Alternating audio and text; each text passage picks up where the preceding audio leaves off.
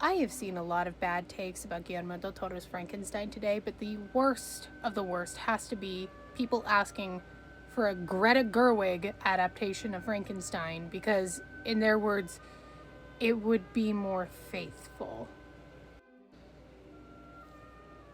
Do y'all not know Greta Gerwig's work? Greta Gerwig is a fantastic writer and director. She would be the worst person in the world to adapt Frankenstein faithfully. Greta Gerwig's writing is very snarky, very tongue-in-cheek. It is still very poignant, don't get me wrong. There is still this aura of like awkward comedy about it. That's who she is as a person, and she's very proud of that.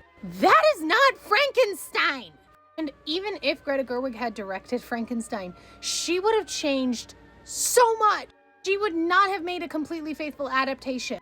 Because she probably would have made it, I don't know, like made it a woman, like it would be a gender bent thing. Frankenstein would also be the bride of Frankenstein. And I'm not saying that these would be bad movies, but that is not Frankenstein. There's this really weird gender essentialist conversation happening where somehow it feels like Guillermo del Toro's version of Frankenstein can't be faithful enough to the themes or the story, specifically because of the fact that he is a man. That only a woman director could have done it. Okay, for one, there are more women directors than Greta Gerwig. I am begging you to branch out.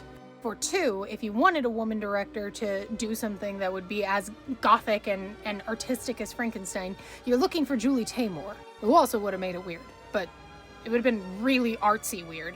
You know damn well that creature would have looked great. Guillermo del Toro's adaptation of Frankenstein, maybe you don't like it, like maybe you don't like the changes that were made, and that's fine. But to imply that his version fails for you just strictly on the basis of him being a man is this really horrible gender essentialist look at Mary Shelley's Frankenstein that she was actively advocating against. Because she was a feminine, gothic, romantic writer. Feminine romantic ideals of the romantic movement at the time were about things like equality between the sexes. Calling out the patriarchy. This is Guillermo del Toro's version of calling out the patriarchy and toxic masculinity. It was a very personal story for him because he views himself as the creature, the same way that Mary Shelley viewed herself as the creature. It's fine if you don't like the movie, but like maybe find a better reason beyond, oh, he's a man. Because men need to be a part of this conversation about criticizing the patriarchy, and we can't keep telling them that they just can't do it because they're men.